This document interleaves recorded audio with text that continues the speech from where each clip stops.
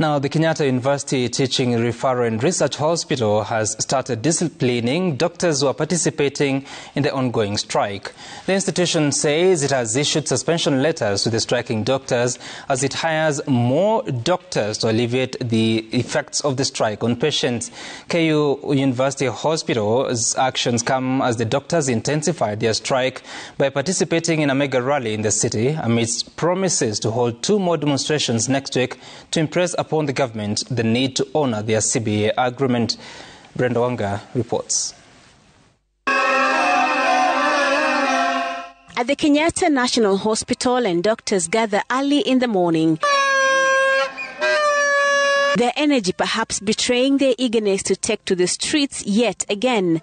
Clad in their lab coats and protective headgear and with their telling placards in tow, they are ready for action.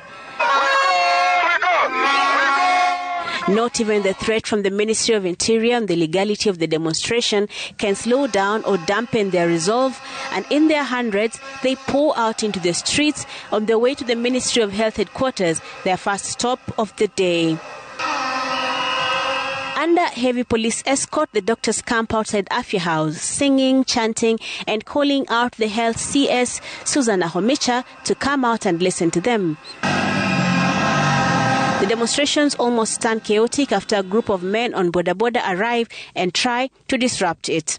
The doctors who started their strike 27 days ago say they remain resolute in their determination to have the government not just listen to them, but also implement the 2017 CBA that bestowed upon the doctors better welfare conditions. You cannot be living on the tree because you've been called to be a doctor.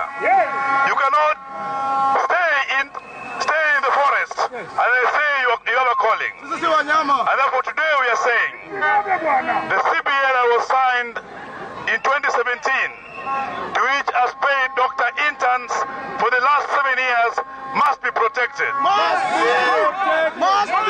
The basic salary arrears that are owed to all the doctors across the country must be paid. Must be paid.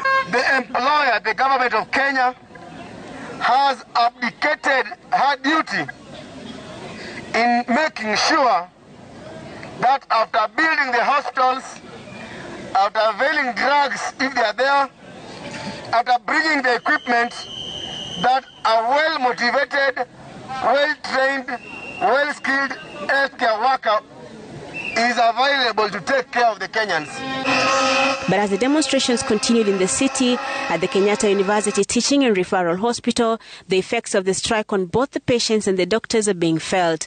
The hospital's management says it has had to shop outside the country for doctors to alleviate the suffering of patients, especially those on cancer treatment. It has also issued suspension letters to the striking doctors of the hospital. I'd like to thank management and the board for taking this direction, because otherwise you'll be seated here, our oncologists on strike, and our patients dying at home or really the disease progressing. The university hospital becomes amongst the first health institutions to take disciplinary measures against the striking doctors, with counties like Nyeri threatening to sack those working in the county. Union leaders, however, fault the institution's disciplining doctors, while sections of MPs have vowed to support the ongoing strike and push the doctors' agenda through Parliament. So we are not worried by what he's doing. We are encouraging our doctors to stay put, and by the end of the day, they will return to work with a good return to work formula, which will make all the papers that have been written in terms of show cause, in terms of dismissal, all of them will be nullified. With you, we have received your petition as members of Parliament from Team Ground, and we are going to do what it pertains to do on the floor of the House to make sure we fight for your rights. Doctors who have just graduated last year and before, they must be deployed.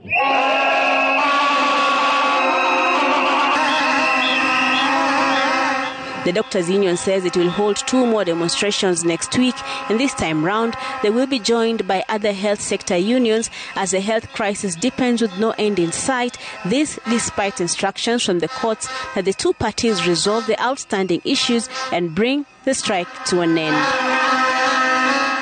Brenda Wanga, Citizen TV.